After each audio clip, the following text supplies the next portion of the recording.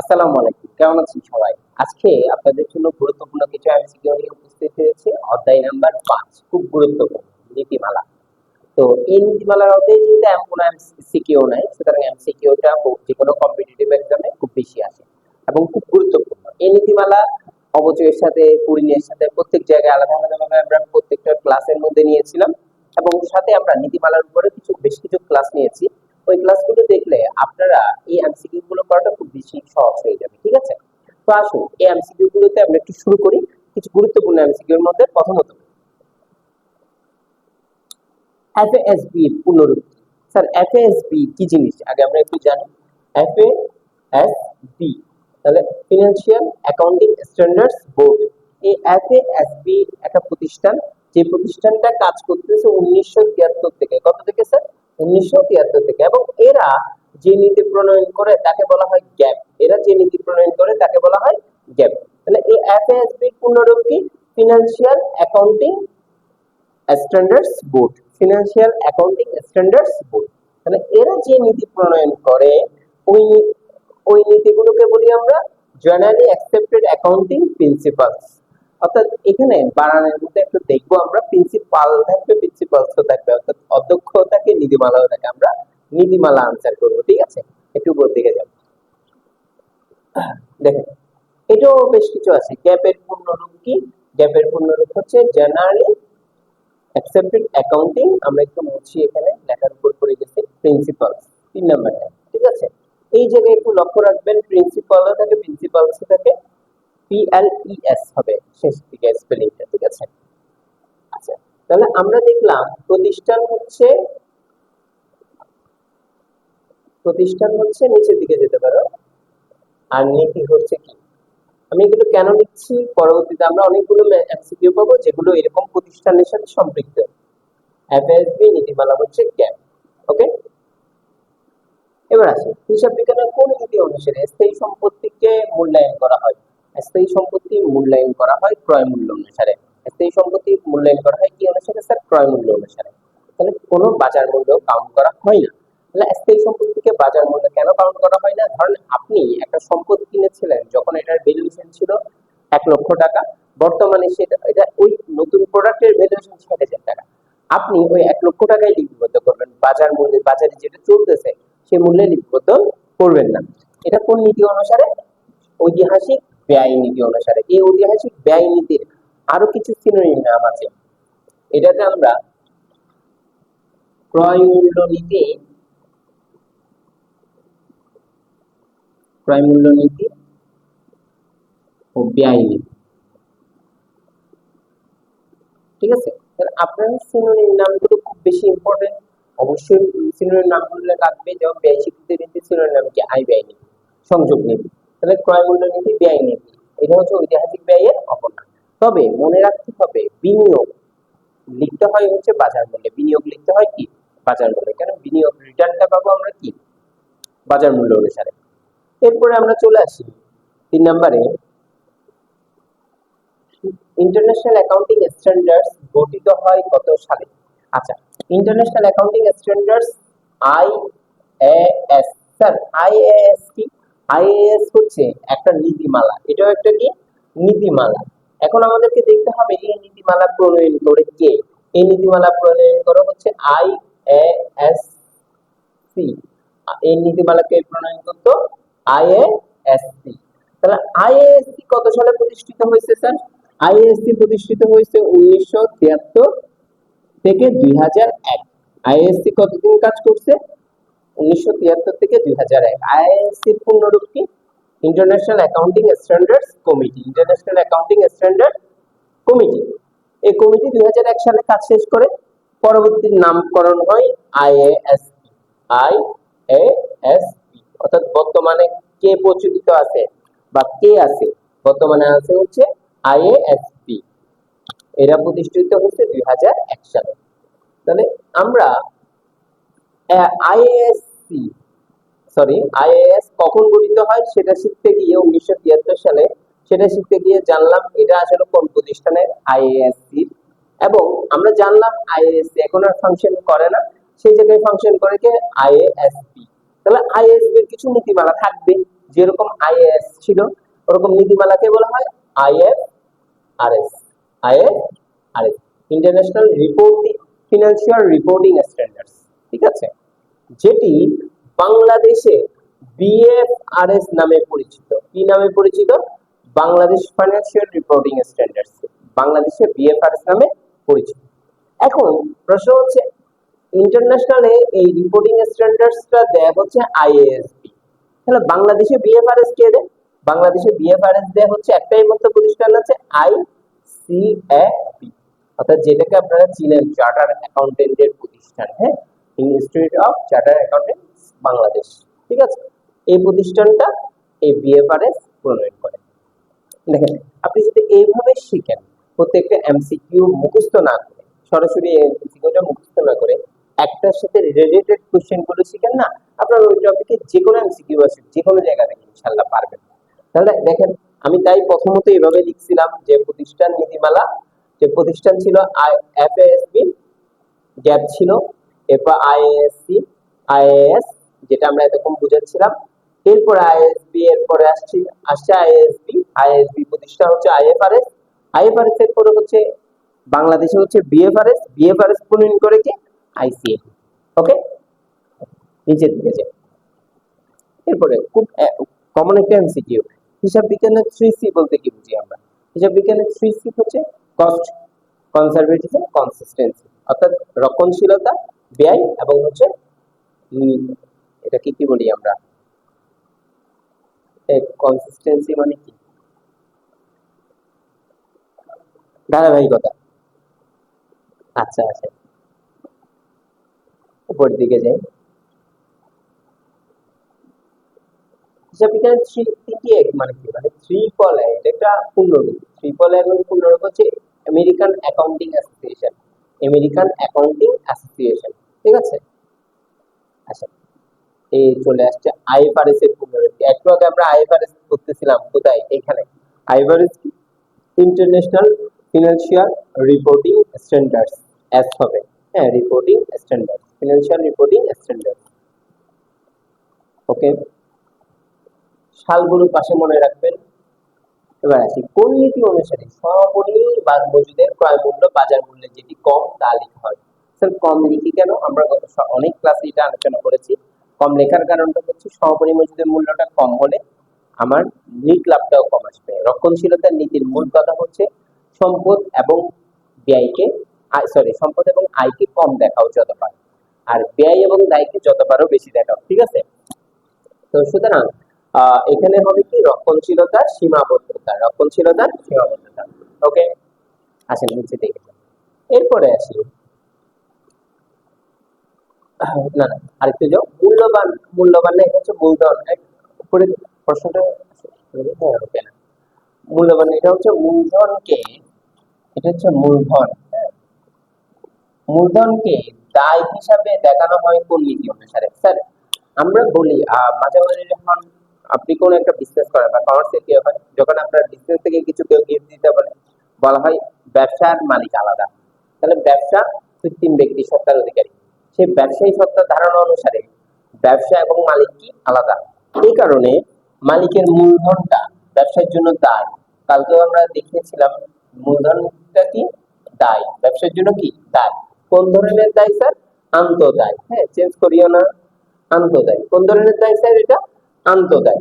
তাহলে মূলধন দায়, এবং এই ধারণা অনুসারে মানে এই নীতির কারণে, ব্যবসায়ী সত্ত্ব ধরনের নীতির কারণে আমরা মালিক উত্তোলনের সুদ দেয়, মালিক কি দেয় স্যার? উত্তোলনের সুদ দেয়, আর ব্যবসা মালিককে কি দেয়? মূলধনের সুদ দেয়। আমি উত্তোলনের সুদ এবং মূলধনের সুদ সেগুলো আমরা ধার্য করি দুই কারণে, ব্যবসায়ী সত্তা নীতির কারণে, ঠিক আছে। উপর দিকে যাই। এরপর 10 নম্বরে, না 9 নম্বর আছে তো বলা হয়, হ্যাঁ, হিসাব বিজ্ঞানের কোন নীতি অনুসারে অনাদায়ী পাওনা সঞ্চিতি রাখা হয়? আচ্ছা, অনাদায়ী পাওনা সঞ্চিতির দুইটা নীতি আছে, একটা হচ্ছে অনাদায়ী পাওনা সঞ্চিতি ধার্য করা হয়, আরেকটা হচ্ছে দেনাদারকে নিট আদায়যোগ্য মূল্য দেখানো হয়।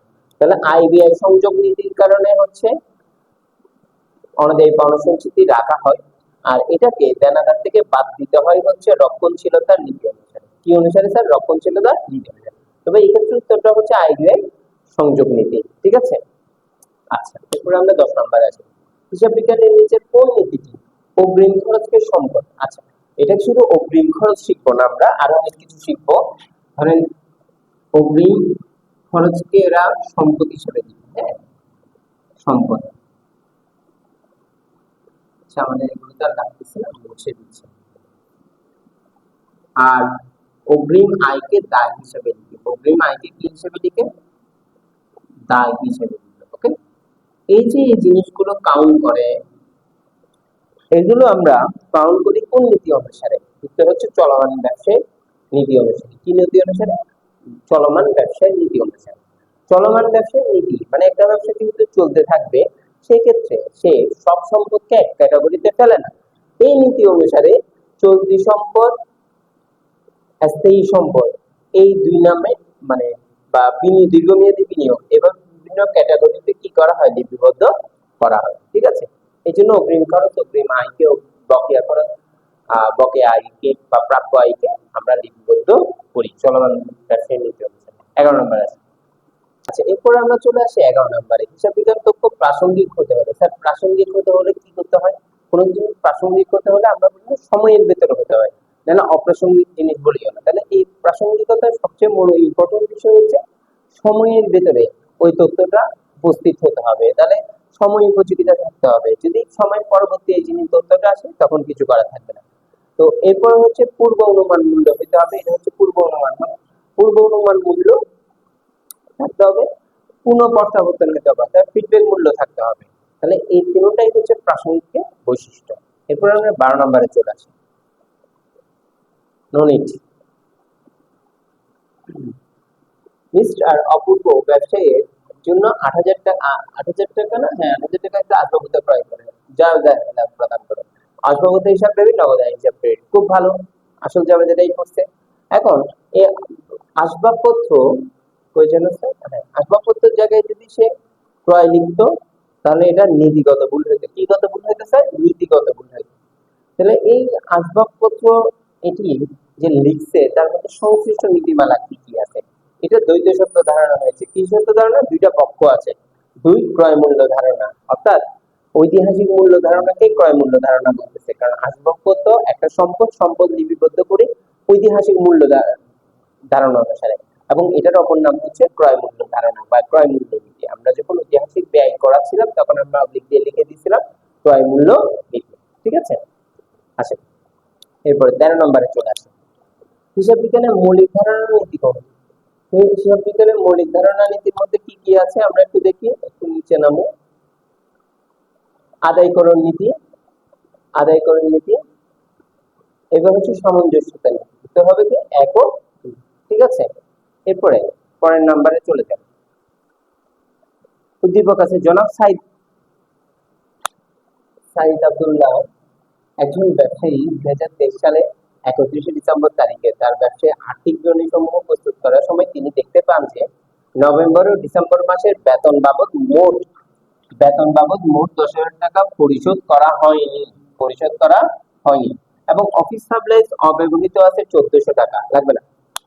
অফিস সাপ্লাইজ অব্যবহৃত আছে 1,400 টাকা। নামাও মার্ক করছি তো, মার্কটা চলে গেছে। হ্যাঁ হ্যাঁ, ঠিক আছে। বেতন বাবদ মোট 10,000 টাকা পরিশোধ করা হয়নি এবং অবৈধ অফিস সাপ্লাইজের পরিমাণ হচ্ছে 1,400 টাকা। তাহলে এই যে একটা হচ্ছে সম্পদ, অফিস সাপ্লাইজ সম্পদ আমরা লিখি নাই, আরেকটা হচ্ছে বেতন বাবদ পরিশোধ করছি, সেটা আমরা পরিশোধ করি না। এখন হিসাব বিজ্ঞানের কোন ধারণা অনুযায়ী উপরোক্ত দুটি সমন্বয়ে দাখিলার প্রদান করা প্রয়োজন? দেখেন, নীলকরণ নীতি বা ব্যয় স্বীকৃতি নীতি অনুসারে আমরা কি করব? বকেয়া বা অগ্রিমের সমন্বয় গুলো দিব। ঠিক আছে। এরপর 15 নম্বরে আসি। উপরোক্ত দুই সমন্বয় দুটি যদি সমাধান করা না হয়, তাহলে কি হবে? আচ্ছা দেখেন তো, 10,000 টাকা ব্যয় আমরা লিখলাম না, 10,000 টাকা ব্যয় আমরা লিখলামই না, তাহলে আমার ব্যয় 10,000 টাকা কম দেখাবে না? ব্যয় 10,000 টাকা কম দেখালে আয় 10,000 টাকা বাড়বে, মানে নিট লাভ 10,000 বাড়বে। আর 1,400 টাকা যেটা সম্পদ, সেটা যদি আমরা না লিখি, তাহলে সেটাকে যদি ব্যয়ের দিকে, তাহলে ব্যয় 1,400 টাকা কমবে বা নিট মুনাফা, এটার নাম কি, সরি, ব্যয় 1,400 টাকা বাড়লে নিট মুনাফা 1,400 টাকা কমবে।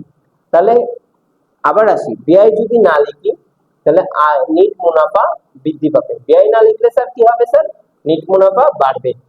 আর যদি সম্পদ লিপিবদ্ধ না করি, নিট মুনাফা হ্রাস পাবে, নিট মুনাফা হ্রাস পাবে। তাহলে বৃদ্ধি 10,000, হ্রাস 1400, টোটাল বৃদ্ধি কত, 8,600 টাকা, টোটাল বৃদ্ধি কত, 8,600 টাকা বেশি দেখানো হবে। ওকে, এরপরে ম্যাথে চলে যাই, প্রাপ্য হিসাবে চলে আসি আমরা।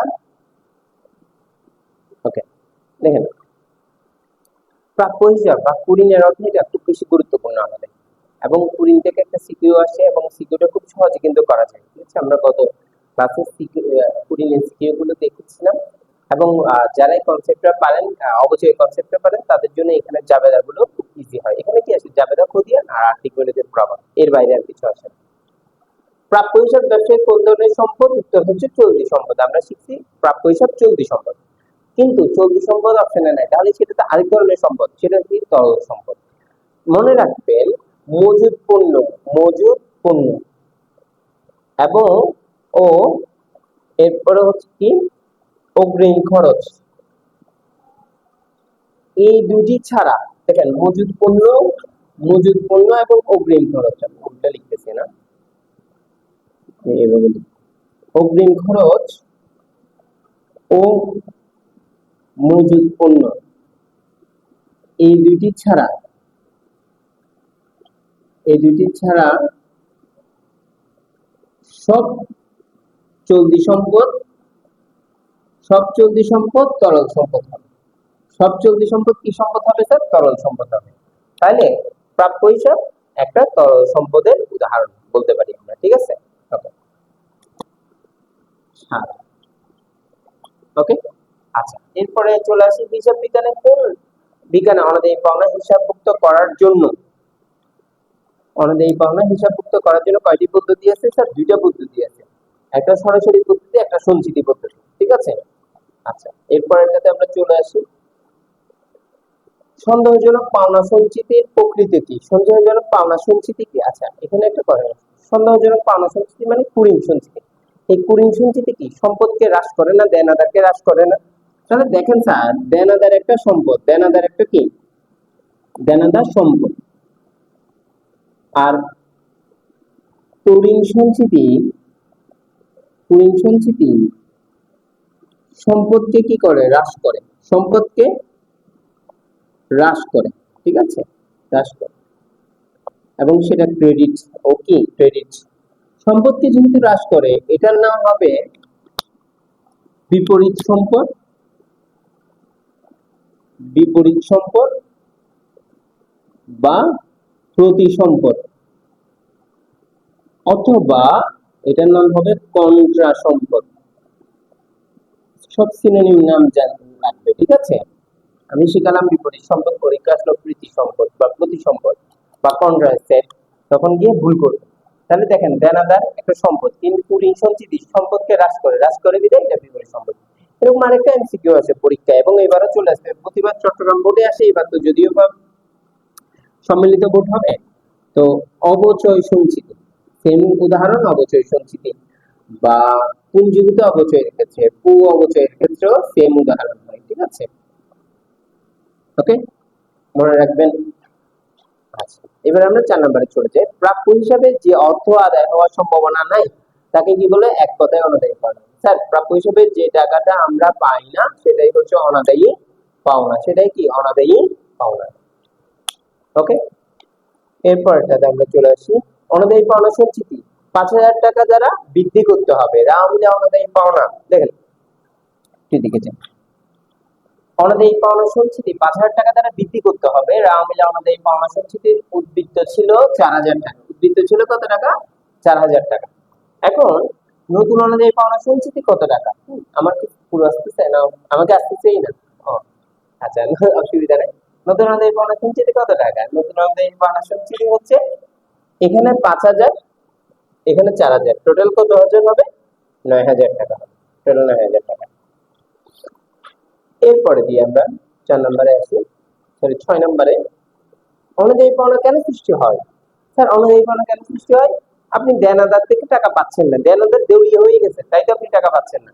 তাহলে দেনাদারের দেউলিয়াপনার জন্য, হ্যাঁ, অধিক বন্টন ও দেউলিয়াপনার কারণে কি সৃষ্টি হয়? অনাদায়ী পাওনা সৃষ্টি হয়। মনে থাকবে?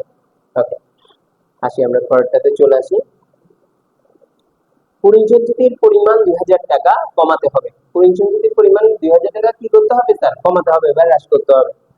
রাওয়া মিলে পরিসঞ্চিতির পরিমাণ দেওয়া আছে 6000 টাকা, তাহলে এখন কত হবে স্যার? 4000 টাকা হবে। 2000 টাকা কমাইলাম, আর তো কোনো কাজ নেই, ঠিক আছে। MCQ easy.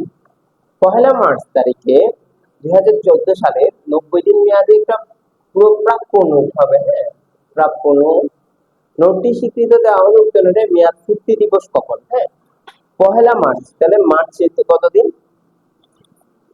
মার্চে 30 দিন, পয়লা মার্চ পরে এপ্রিলে 30 দিন, মে 30 দিন, 90 দিন কমপ্লিট, অর্থাৎ 30শে মে। আর মেয়াদ 90 দিন কমপ্লিট হচ্ছে, তাহলে মেয়াদ পূর্তি দিবস যেহেতু বলেছে, এটা আমরা 31শে মে উত্তর দিব, ঠিক আছে, মানে 90 দিনের পরবর্তী দিনটা। ওকে, প্রাপ্য হিসাব থেকে 5% বার্তা বাবদ 400 টাকা প্রদত্ত হলে দেনাদারের পরিমাণ কত? এগুলো ওই ঐকিক নিয়মের ম্যাথগুলো। কার মান দেওয়া আছে স্যার? বার্তার মান দেওয়া আছে। কার মান দেওয়া আছে? বার্তার মান দেওয়া আছে 400 টাকা। এই বার্তাটা কত পার্সেন্ট ছিল? 5%। আমার কত এর মান দরকার? টোটাল প্রাপ্য হিসাবের মান দরকার, অর্থাৎ 100 এর মান দরকার। তাহলে 400 কে 5 দ্বারা ভাগ, 100 দ্বারা গুণ, উত্তর হবে 8000 টাকা। কত টাকা? তাহলে প্রাপ্য হিসাব থেকে আমরা কত টাকা পেতাম? 8000 টাকা পেতাম, ঠিক আছে। ওকে, এবার 10 নম্বরে আসি। প্রাপ্য হিসাব, দেখেন প্রাপ্য হিসাব 50,000 টাকা, মোট অনাদায়ী পাওনার পরিমাণ 5000 টাকা। আচ্ছা, ম্যাথটা একটু ইম্পর্টেন্ট, দেখেন মোট অনাদায়ী পাওনার পরিমাণ কত? 5000 টাকা। অবশিষ্ট প্রাপ্য হিসাবের উপর 10% সঞ্চিতি রাখতে হবে, হ্যাঁ, এবং রাওয়া মিলে অনাদায়ী পাওনা হচ্ছে 4000 টাকা। দেখেন আগে থেকে রাওয়া মিলে অনাদায়ী পাওনা আছে 4000 টাকা, মোট 5000, মোট কত? 5000। তাহলে অলিখিত অনাদায়ী পাওনা কত? 1000 টাকা। অলিখিত কত? অলিখিত বা নতুন অনাদায়ী পাওনা কত? 1000 টাকা। তাহলে অবশিষ্ট প্রাপ্য হিসাব করতে এই সমস্ত অঙ্কে ভুল করে স্টুডেন্টরা 50,000 থেকে 5000 বাদ দিয়ে দেয়, 50 থেকে 5000ই বাদ দিয়ে দেয়। এটা ভুল হবে। কেন ভুল হবে? এখানে আমাকে বলে দিচ্ছে মোট। যদি মোট বলাতে আমরা বুঝে নিচ্ছি আগের কিছু অনাদায়ী পাওনা হয়ে গেছে, যেগুলো অলরেডি আমরা লিখে ফেলছি, সেটা আরো বেশি শিওর হলাম কোথায় এসে? রাওয়া মিলে অনাদায়ী পাওনা 4000 টাকা থেকে। তার মানে এটা অবশ্যই লিখিত, এটা অবশ্যই কি লিখিত। তাহলে লিখিত যদি 4000 হয়, তাহলে অলিখিত কত? 1000 টাকা, ঠিক আছে। আবার বলছি, আপনার মোট অনাদায়ী পাওনা 5000 টাকা, কিন্তু অলরেডি অনাদায়ী পাওনা লিখিত আছে কত? 4000 টাকা। তাহলে নতুন অনুযায়ী পাওনা কত? 1000। স্টুডেন্টরা ওই মোট কথাটা না দেখে 50 থেকে 5000 টাকায় বাদ দেয়, এর ফলে অঙ্কটা ভুল হয়, ঠিক আছে। তাহলে আমরা অলিখিতটা বাদ দিব, কারণ অলিখিত বাদ, লিখিত অলরেডি কাজ করে ফেলছি। আজকে 50,000 থেকে আমরা অলিখিত 1000 বাদ দিব, তারপরে আমরা 10% করব, ঠিক আছে। 10% করলে আমাদের আসবে 4900 টাকা, 4900 টাকা। ক্লিয়ার? ওকে,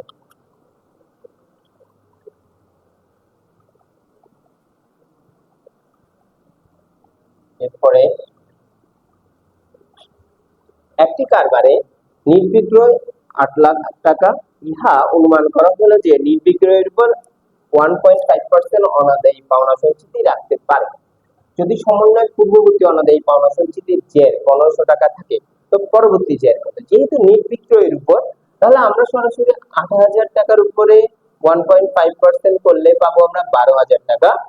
আর আগে থেকে আমাদের আছে 15000 টাকা, তাহলে 12000 আর 15000 এর যোগ করলে আমরা কত পেয়ে যাচ্ছি স্যার?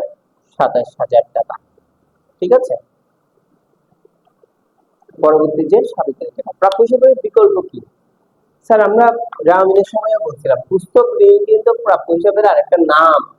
দেনাদার বিকল্প, বিক্রয় খতিয়ানের জের থাকলে উত্তর এটাও হইতো, কিন্তু এখানে বিক্রয় কি দেখাও, বিক্রয় খতিয়ানের জের নেই, তাই মূলত হচ্ছে এটা 1 না 1 2। আমি কি বলি এটা শুনবা তো। দেখো তাহলে বিক্রয় খতিয়ানের জের হচ্ছে এখানে নেই, যেহেতু বিক্রয় খতিয়ানের জের নেই তাহলে থাকলে তিনটাই হইতো না, যেহেতু পুস্তক ঋণ এবং দেনাদার। আমরা আমাদের ক্লাসে পুস্তক ঋণ অনেকেই লিখে রেখে দায়ী মুশকিল আসলে দেনাদারের অপর একটা নাম। ঠিক আছে, আসো এরপরে ব্যবসায়িক প্রাপ্য হিসাব সমূহ কি কি? প্রাপ্য হল কি কি? প্রাপ্য হিসাব, প্রাপ্য নোট, হ্যাঁ, এগুলো হচ্ছে প্রাপ্য সমূহ বা মানে প্রাপ্য হিসাবে অর্থে যেটা হচ্ছে। এরপরে 14 নম্বরে আসি, অনাদায়ী দেনা সৃষ্টির ফলে সম্পদ কি হবে? স্যার অনাদায়ী দেনা মানে কি? মানে কুড়িন আর কি, কুড়িন সৃষ্টির ফলে কি হবে? সম্পদ হ্রাস পাবে, অবশ্যই হ্রাস পাবে। মালিকানা সত্ত্ব হ্রাস পাবে, কারণ দায় কি বৃদ্ধি পাবে? দায়ের সাথে এটার কোনো হ্রাস কথাই নেই। খরচ তাই মালিকানা সত্ত্ব হ্রাস, এটা হচ্ছে সম্পদ হ্রাস হচ্ছে কুড়িন সঞ্চিতির কারণে, তাই সম্পদ হ্রাস পাবে, 1 ও 3 হবে। ঠিক আছে, এরপরে 15 নম্বরে আসি। 15 নম্বরে অনাদায়ী পাওনা সঞ্চিতি কিভাবে নির্ধারণ করে? দুইটাই পদ্ধতি আছে, একটা প্রাপ্য হিসাব পূর্বে শতকরা পদ্ধতি, একটা বিক্রয়ের উপর শতকরা পদ্ধতি। ঠিক আছে,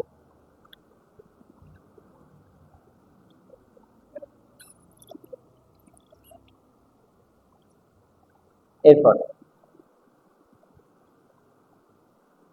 বছরের শুরুতে প্রাপ্য হিসাবে ছিল 50,000 টাকা, সমাপনী প্রাপ্য হিসাব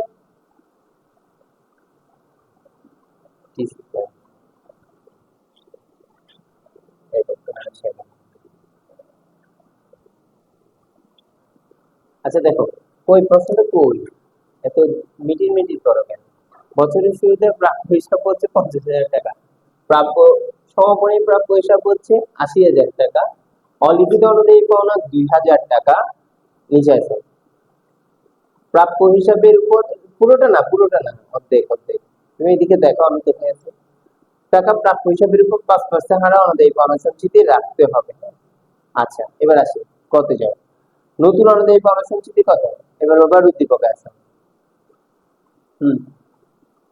তাহলে দেখো, আমরা কি বছরের শুরুর মূল্য নিয়ে ধরবো নাকি শেষ মূল্য নিয়ে ধরবো? অবশ্যই শেষ মূল্য নিয়ে ধরবো। তাহলে শেষ মূল্য 80,000, 80,000 থেকে 2,000 চলে যায় 78,000। এই 78,000 উপরে 10%, 10% না, নিচের দিকে যাও একটু, না 5%।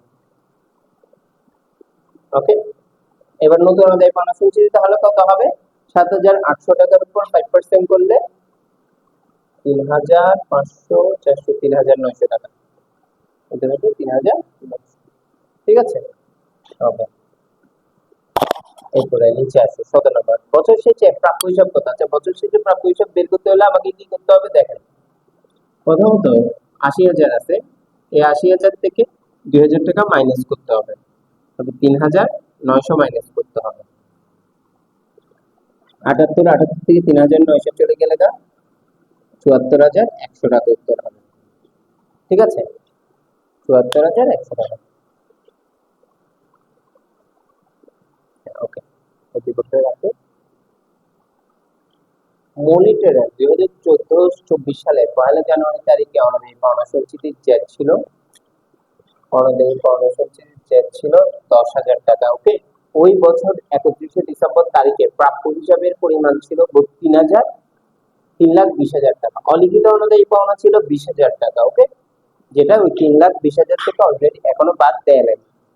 বছর শেষে প্রাপ্য হিসাবের উপর 5% সঞ্চিতি রাখতে হবে। নতুন অনুযায়ী পাওনা সঞ্চিতির পরিমাণ কত? তাহলে দেখেন আমরা কি করব, 3,20,000 মাইনাস 20,000, যেহেতু অলিখিত তাই ইন্টু 5%, তাহলে উত্তর হবে কত? 15,000 টাকা। উত্তর কত? 15,000 টাকা। প্রশ্নে আসো, বিশদ আয় বর্ণিতে হিসাব পাওনা উপরেটাতে যাও না, 18তে যাও। হ্যাঁ, নতুন অনুযায়ী পাওনা সঞ্চিতির পরিমাণ কত? উত্তর হচ্ছে 15,000 টাকা। এবার আসো,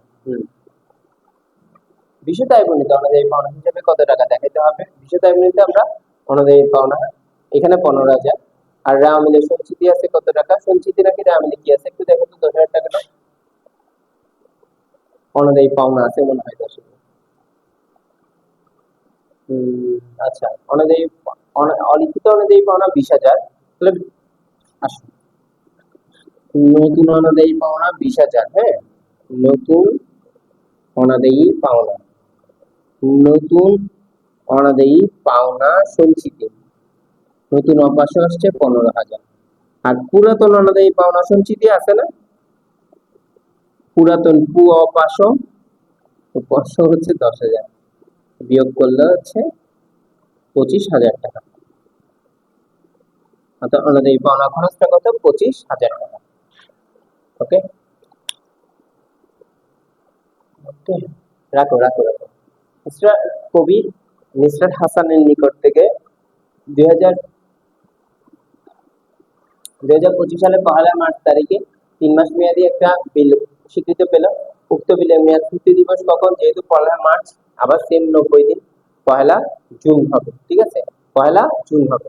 আর এটা যদি 3 দিন রিজার্ভ ডে থাকে, 3 দিন রিজার্ভ ডে দেয়, তখন এটা 14 জুন হবে, কিন্তু আসলে 1 জুন হবে। এরপরে নিচের দিকে আছে উপযুক্ত বিলের বার্তার পরিমাণ কত। দেখো, একটু আবার উদ্দীপকে যাও। বিলটা পাট্টাকরণ করছে ওই দিন, 12% ব্যাংক হতে পাট্টাকরণ করা হোক ওই দিন। তাহলে দেখেন 15,000 টাকা ইন্টু 12%, ঠিক আছে, ইন্টু কত, 90 দিন কিন্তু বলছে, 360 ডিভাইডেড বাই 90ও করতে পারি। আচ্ছা 3 মাস মেয়াদি বলছে, আমরা একসাথে করি, সহজ হবে আমাদের, 12/3। তাহলে এখানে 12% করলে আমাদের আসে হচ্ছে 1800 টাকা। এই 1800-কে 12 দ্বারা ভাগ করবো, 3 দ্বারা গুণ করবো, আমাদের আসবে 450 টাকা। ঠিক আছে, রাখো না, একটু 3 লিখে না একটা। হিসাব যেগুলো আছে ওগুলোকে স্টপ করে স্ক্রিনশট নিয়ে নেবেন। এরপরে 22-এ যাও। কেয়ার হোমসের প্রতিষ্ঠান শুরুতে অনাদায়ী পাওনা সঞ্চিতির পরিমাণ ছিল 7,200, পুরাতন সঞ্চিতি এটা, হ্যাঁ। বছরে অবলোকনকৃত অনাদায়ী পাওনা 4,000, মানে অলরেডি কাজ করে ফেলছে। বিভিন্ন দেনাদারের পরিমাণ 1,00,000। অনাদায়ী পাওনা সঞ্চিতি আরো 1,200 টাকা বৃদ্ধির সিদ্ধান্ত নেওয়া হয়। নতুন অনাদায়ী পাওনা সঞ্চিতি কত, আগে থেকে ছিল 7,200, এখন 1,200 টাকা যদি আমরা বৃদ্ধি করি, তাহলে নতুন অনাদায়ী পাওনা সঞ্চিতি হবে 8,400 টাকা। 8,400 টাকা, নিচে নামো, হ্যাঁ 8,400 টাকা। ওকে, এবার আসো নতুন অনুযায়ী পাওনা সঞ্চিতি 1,200 টাকা হ্রাস হলে আর্থিক গণিত কিভাবে হবে? স্যার, যদি নতুন অনুযায়ী পাওনা সঞ্চিতি 1,200 টাকা হ্রাস পেয়েছে, তাহলে আর্থিক গণিতের প্রাপ্তদের সম্পদে পড়বে আর দেনাদারে পড়বে, ব্যাংকে তো কোনো সম্পর্ক নাই, তাই না, ব্যাংকে কোনো কাছে। এরপর আসো কার্যকর্তা। আচ্ছা,